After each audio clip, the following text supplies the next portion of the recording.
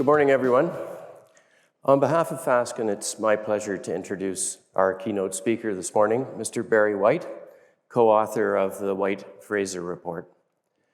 The White-Frasier report was commissioned by Infrastructure and Projects Authority, UK, and it was released this year in July. It's a diagnosis of the health of the P3 model, the PFI model in the UK. It's co-authored by Barry White and Andy Fraser, who I'm sure and many of you know. And in preparing the report, Barry and Andy went right to the source. This is not a look at the P3 model in terms of successful projects versus not unsuccessful, how many are in dispute, etc. This is an in-depth look at the 3 Ps, and in particular, the partnership P of 3 Ps. And the research is extraordinary. The conclusions and observations are fascinating, and the recommendations are insightful. It's prophetic for Canada and this market for obvious reasons. Our model, as you all know, was principally based on the UK model. So where the UK is today, likely where we're going to be in the very near future. So the report is a roadmap, and its conclusions and recommendations should be required reading, really, for all of us. Barry brings to his report and to his remarks this morning an extraordinary resume. He has worked extensively in the public sector with Partnerships UK, advising authorities across that part of the world. He has equally spent a lot of time in the private sector, holding various senior positions, Chief Executive Officer for Transport for the North, Scottish Futures Trust, Investment Director for Skanska, and he served in the British Army. So he brings all of that experience to bear in his remarks and his insights into our model. This morning, he'll give you a summary of his report and make some remarks about how it applies to Canada. And then the format of the program will be question and answer. I encourage the audience to ask questions. The questions will show up on the screen. So without further ado, I'd like to introduce Barry to the podium.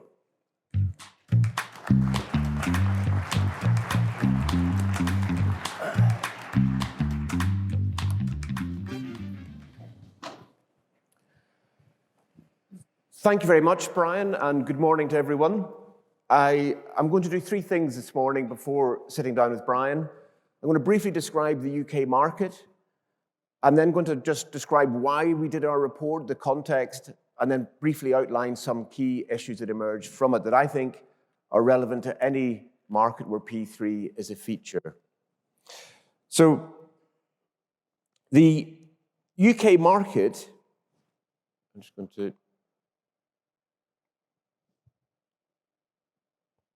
The UK market has 700 PFI projects. We call PFI. PFI to us is a type of P3. There are other things that qualify as P3, but these are revenue-based, generally schools, hospitals, roads, etc.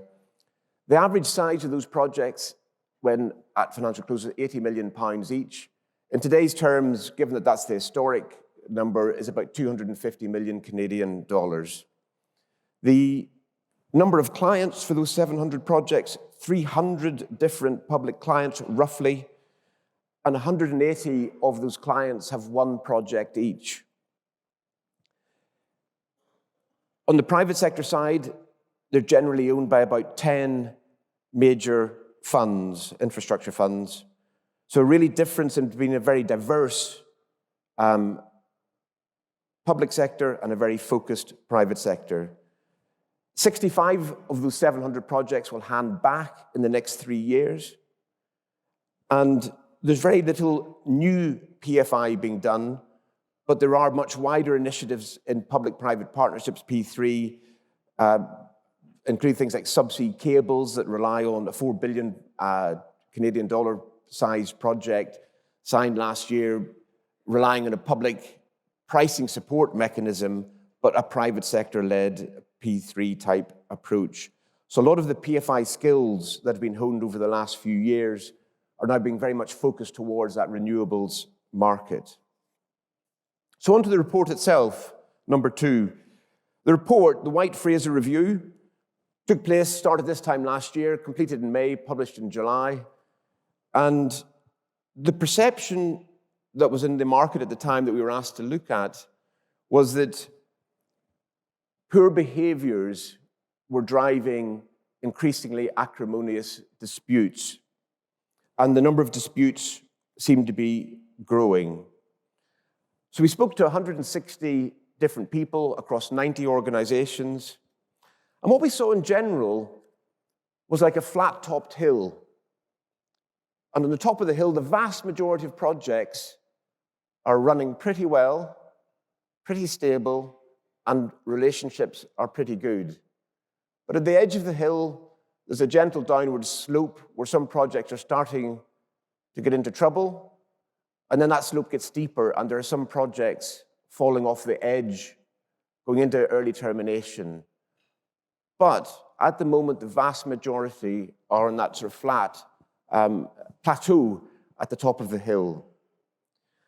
And what was very interesting to Andy and I when we did the report was public sector people that we talked to were very open that the assets being looked after by the private sector were often being better looked after than the assets they look after themselves. So the public sector care was being outstripped by the private sector care of the assets.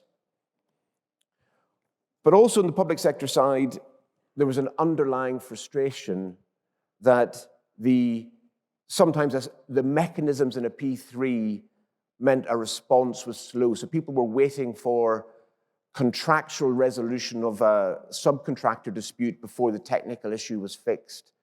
And that became quite a big part of our review, this sort of fight first, as in a fight between an SPV and its supply chain, delaying the remedy of an issue. And I think there's a message for the private sector there in terms of how that is overcome. So in terms of key findings, we had 4 key findings across our review, and with those 4 key findings, we made 13 recommendations, and we're just going to highlight a few of those major recommendations. So on behaviours, was one area we were looking at. Behaviours were generally good, and we found the opposite of the perception. Behaviours were not the root cause of disputes, they were a symptom of disputes. Where behaviours were a problem is they made disputes sometimes very acrimonious and actually very bitter. And those disputes are the ones that become most difficult to solve. So they're a symptom rather than a cause. In terms of contract management, both the public sector and the private sector are underinvesting in their contract management. The public sector, a lack of skills, a lack of budget. On the private sector side, what we saw were 2 quite different mindsets in the private sector ownership. A set of the owners are all are infrastructure funds and all very financially driven, but a set of the owners are quite industrial in their mindset and really focus on looking after the asset, whereas some of the other owners in the market are more financial owner in mindset and very much not really investing in the in-depth care unless a problem surfaces. So reacting rather than being proactive. And we had quite a big recommendation that all of the owners should adopt that industrial owner mindset. In terms of disputes, there's an example given to us of a chief executive in the healthcare sector who was spending 1 day a week of her very busy schedule dealing with a big PFI contractual dispute. That is not a good use of her time. So the bandwidth corporately in the private sector and public sector where disputes became acrimonious was increasingly using up corporate bandwidth. And we came up with a number of recommendations here. And in the UK, to resolve a dispute, there is 3 steps: informal resolution, adjudication, and then court. And that middle step is not working well, adjudication, and we recommended a professionalization of that step with a dispute resolution forum being set up that could do 2 things: have a panel of people that really understood P3 in depth so that their decisions could really have meaning and impact, and secondly, that the outcome of that adjudication process could be shared on an anonymized basis, so that at the moment only court decisions tend to be made public, and therefore a large number of the disputes that go to adjudication are never shared or made public. So actually people knowing how previous disputes are solved could hopefully avoid going through that same process repeatedly. And finally, in terms of the key findings, a clear contract management strategy. Now, yesterday in panel 2, a representative from Goldman Sachs talked about the danger of allowing an agent to act as a principal. And what we found when we did our review was that danger was actually playing out in practice in the UK, and the public sector were allowing agents, consultants, to actually take over ownership of the issue in place of the public sector. And that was definitely contributing to the depth and complexity of some of the disputes. So we make a very clear recommendation that the public sector have to have the strategy behind any contract management issues, and they have to own the outcome they're seeking to achieve. By all means, use consultants, but don't outsource the role of principal.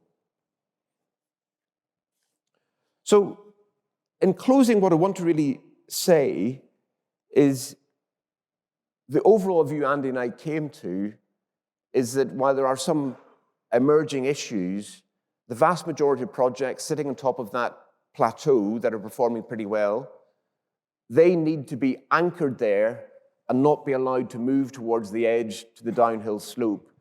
So we recommended a reset approach, which is really saying to the owners of these projects, you need to take stock of where you are and make sure that the relationship you have with the public sector is fully productive, not just cordial. And what we mean by that is a lot of the relationships that the public sector typified in our review were saying, we have a good relationship, but we're less confident it's underpinned by good performance. The private sector's view was, we have a good relationship and it is underpinned by good performance. And that difference in perception is dangerous. And therefore we say, the reset approach will allow you to take stock, get a survey done of the asset, and have a plan in place to make sure that any actions emerging from that survey are implemented. And that's adopting an industrial owner's mindset where you take full ownership responsibility for the asset. And the final bit, yesterday Michael from Infrastructure Ontario was saying, should the third P be psychology rather than partnership? And I have no doubt that partnership is definitely the right word and definitely the right ethos. But from all the work that Andy and I did in the review, we believe that that partnership should be hard-edged and have a productive relationship underpinning it. And that might mean sometimes having a dispute, but dealing with it in a very professional and timely fashion. And the overall conclusion we drew was that complacency is the rock on which partnerships founder. And more than anything else, I would say to anybody in the P3 market and the operational projects, don't allow complacency to creep in. And that is a danger for us all in that market. So stay on top of it and make those relationships really productive. Thank you.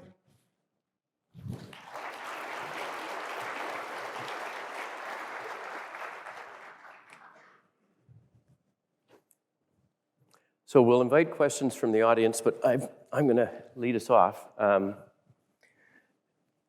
In our, as we've moved forward in Ontario, we're seeing more of what we call the progressive model, which you and I have talked about. One of the characteristics of that has been moving the equity piece and the finance piece, the debt piece, further out into the procurement timeline. So the equity and financing will come later. The design work is principally with the constructors and the authority. Through your research, what you've seen, good idea, bad idea?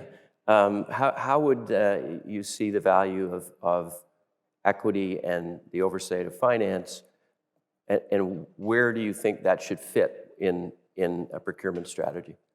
So this is a really good question, Brian. If I could answer it in three ways. So first of all, when we did our report, one of the things some people criticized us for was saying you've put the owners center stage, but you haven't criticized the service providers. Our view was the owners are the driving force here, so the equity holders are the driving force. So that's very true in the operational phase. During a procurement, and you rightly said at the start, I've held a lot of these roles. I've been an equity investor, I've been a contractor, I've been a service provider, I've been in the public sector side. I still believe a lot of the innovation that is so necessary to make these projects successful is driven by the equity investors. The cable I mentioned, the subsea cable, Noi Connect, that runs from the UK to Germany, took some really clever equity investors to drive that forward. That simply would never have happened without the capability in the public sector or in the contracting community. I don't think would ever have solved the problems that need to be solved to make that happen. And certainly when I was on the procurement side in Scotland, running a government procurement organization, some similarities to Infrastructure Ontario, one of the things we set up there was a thing called the Hub program. And the Hub program brought equity in up front and brought them in as a development partner to the public sector. And in effect, what we gave them was a brief to shape the project, mold the project, use their skills on behalf of the public sector to really drive that project forward. So really harnessing their ability to bring together the supply chain, the designers, the service providers, and the debt funders, and really drive the deal. And we give a simple sort of process to them that said, if you do this well, there is repeat work for you, and they had a pipeline of work. And that actually has worked incredibly successfully, and has had a whole pipeline of opportunities delivered by that approach, but really harnessing the ability equity investors can bring. Mm-hmm. Well, that's very interesting. Let's focus for a second on what you were saying just now, the hard-edged partnership. Can you elaborate a little bit more about what that actually means in practice? A lot of what we see what I see in the partnership part of the P3 is contractually driven. And you're right, it's often what is my obligation under the contract as opposed to some sort of owner's mentality necessarily. So what are you looking for there in terms of the right balance? So when I talk about a hard-edged partnership, it's at least in part to overcome the perception that some people have that partnership is simply just a cordial relationship. And so what we saw was this perception gap that said, the relationship here is good, but we don't have a common perception of whether the performance is good. And I think a hard-edged partnership, is very much about having those frank and honest conversations and dealing with the difficult issues. So if you're not happy about something, it's on the table. I'll give you some really practical examples. A chief executive of a health trust, one of the health authorities in England, said to us that in our contract structure, we have monthly meetings typically where the client and the contractor, the special purpose company, meet. But then quarterly, there's a more senior meeting between like a board member and a senior person in the health trust. And he said, these have become like sort of wine and cheese parties. People turn up, have a nice conversation and go home again. And he said, he turned it into a meeting where he said, we want an agenda, we want action points, and we want to follow through in the action point. And it is, so a hard-edged partnership is about really managing the relationship to be productive and get things done, not just, and I think people place too much emphasis in partnership on simply getting on well together. That's important, and behaviors are important, but it's much more about, and it is not just about compliance, but it's partly about ensuring people are delivering on what's really important to the service needs of the public body, and not letting standards slip. So I would say a hard-edged partnership should never allow complacency to slip in. Mm-hmm. And that's what we saw quite often, was complacency slipping into the system. So one of the beauties of the P3 structure is, I'm not sure everybody in the public sector really has quite grasped this, is that a little bit of input from the public sector is hugely magnified by the SPV having to take action. So I think on the public sector here, there is definitely an onus on them driving their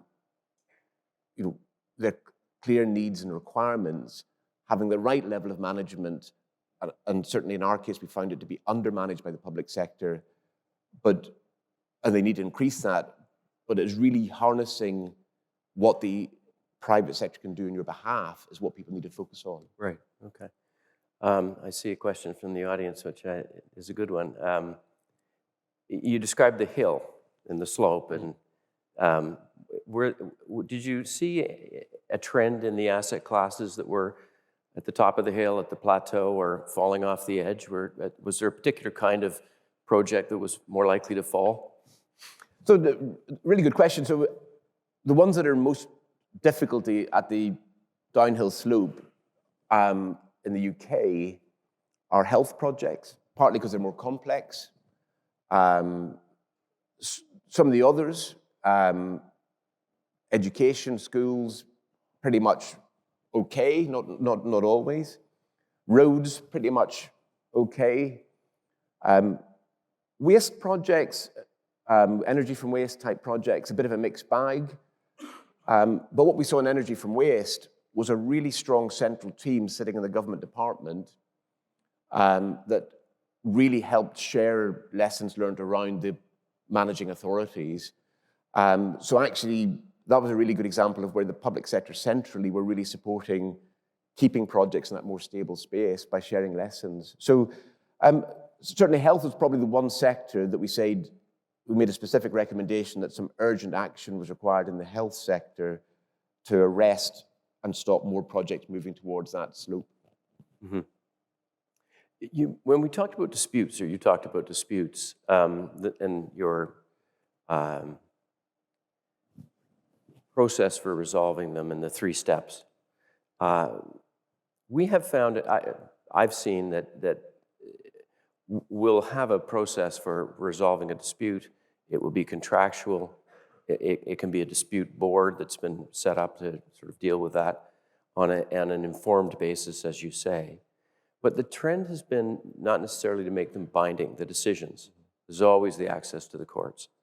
And in complicated projects, it's not always the case that the decision of the tribunal is going to really matter, because it's going to go to court.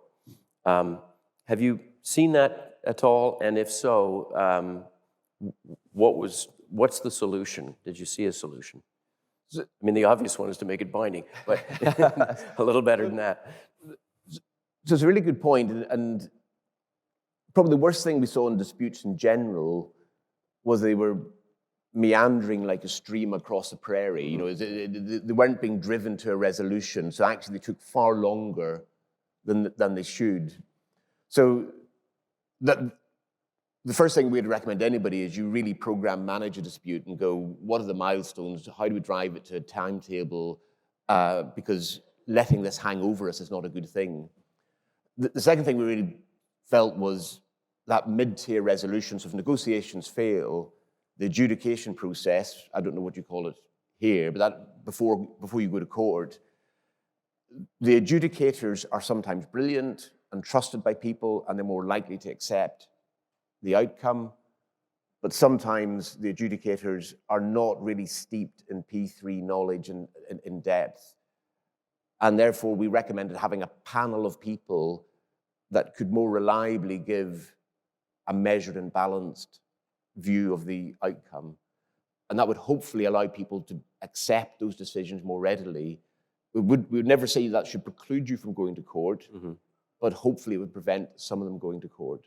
So the thought being that the tribunal would be so versed in this that it's likely that is the decision. You're wasting your time to go to court. So exactly that. So if the panel is made up of the right people, the right skill sets, the right in-depth knowledge, you will get a more meaningful decision. Now, actually, I've been through disputes that go to court, and even if you go to court, you're not always happy with the decision. So it's not. And I was in a dispute recently where we went to court and we lost the first one, took it to appeal, and the 3 judges on appeal backed us 100%. So we felt we were right, and the appeals showed. So there's no perfect answer to this, because even in the court process, you sometimes get a judge that will make a decision that, to us, in that particular example, seemed quite random. But in general, if you have faith in the people that are listening to what your dispute is about, you're more likely to abide by the decision. That's a good lesson. I'm going to pull a question from the audience. Many of our P3s are approaching the final half of their 30-year term. Did you find anything in your journey that was relevant to handback and all of the issues that go with handback? Because that's coming for us. In fact, it's here. So in many ways, handback, because we have a lot of projects, 10% of the 700 going to handback in the next 3 years. So handback has become a very big issue, and the potential for disputes around handback has become also a very big issue. And one of the big lessons we've learned so far, a lot of the contracts that we set up, and I take some accountability for this because myself and Andy worked at Partnership UK back in the early 2000s, setting up the standard form contract. And at that stage, we thought having a survey a couple of years out before handback would be in plenty time. We're now actually in the UK moving to say we need to have that survey much further out for 2 reasons. One is to make sure that debt parties are still interested. So, if there's a big issue to be solved, having that survey done early would flag that up.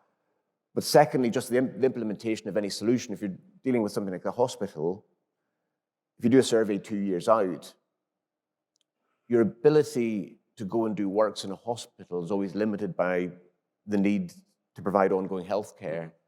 So actually driving any of the remedial works is going to take longer than the 2-year period.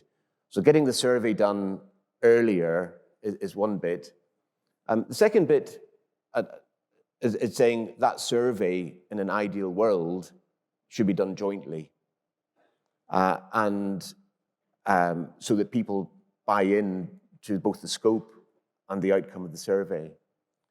I think the third element is the Infrastructure and Projects Authority, which is sort of the central government, UK government-wide expert on infrastructure, recruited a pool of experts that they can second into individual public bodies to help guide them through the handback process. And the private sector at first thought this might not be a good thing because they're really beefing up and strengthening up the team.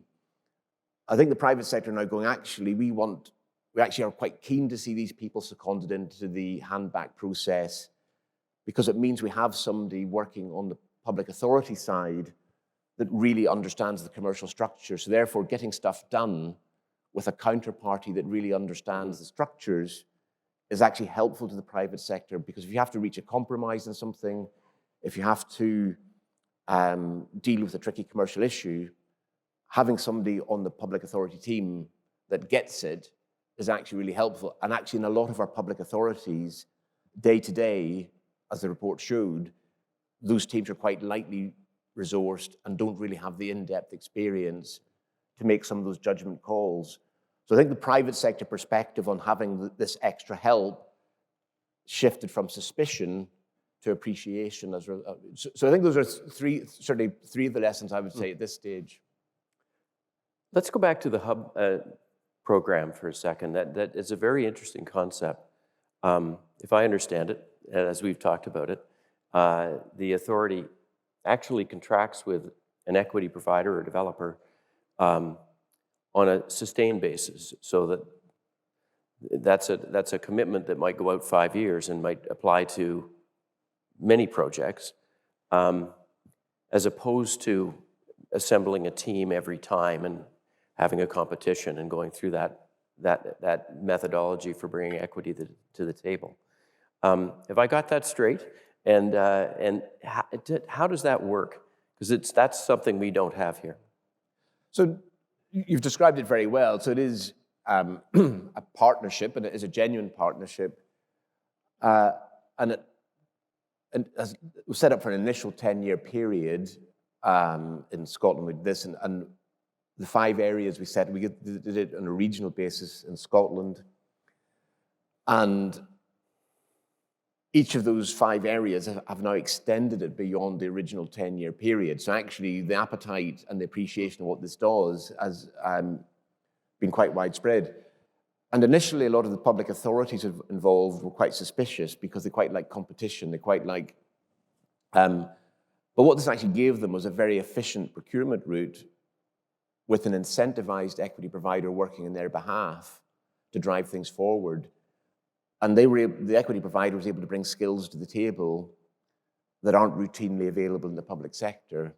So actually, it meant the public sector team could focus on really the outcomes they wanted, yep, and let the private sector development partner, the equity holder, drive the commercial deal.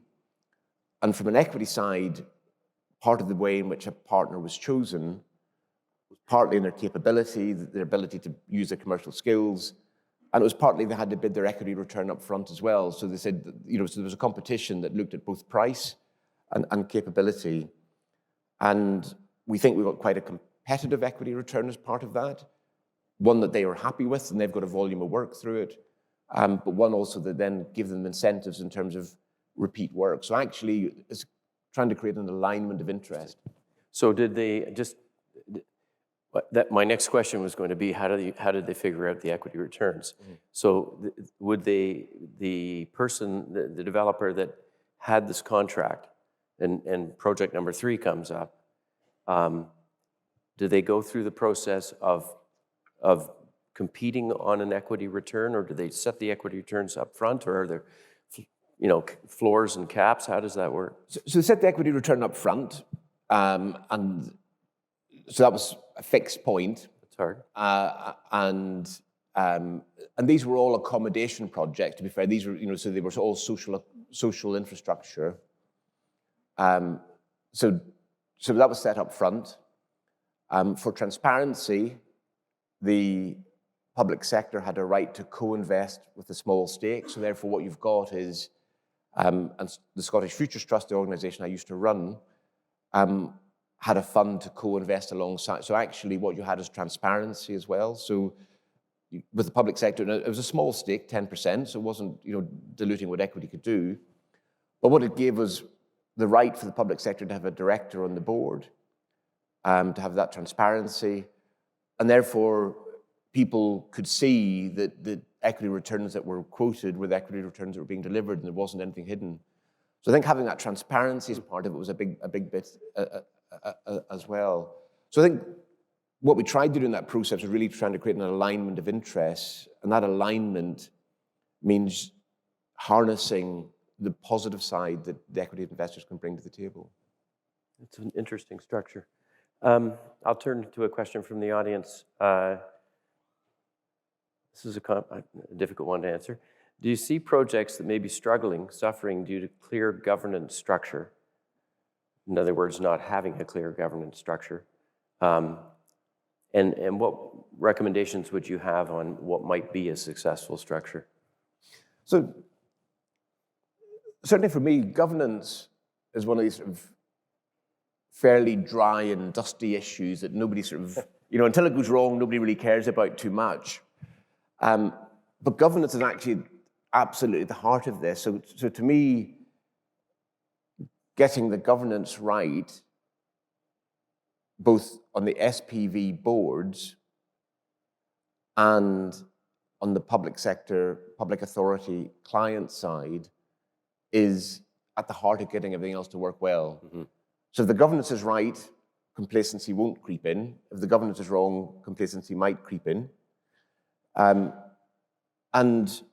I would probably make two comments on the governance and where I could see it going wrong is on SPV boards where the directors were simply accepting the self-monitoring reports coming from the service provider and not really interrogating or checking or auditing to make sure that what they were being told was backed up by evidence on the ground. Not they have to check everything, they absolutely don't, but self-monitoring and self-reporting is a core element of the P3 model in the UK, but any self-monitoring or self-reporting regime still needs spot audit and check. Mm-hmm. So that element of governance, I think, at the SPV boards, they need to be asking the right questions of their service provider. The second bit of governance, I think, then, is almost the same bit for the public sector. A lot of people in the public sector, our public authorities are quite strapped for cash. I don't know how it is in Canada, but our budgets are tight. It's the same.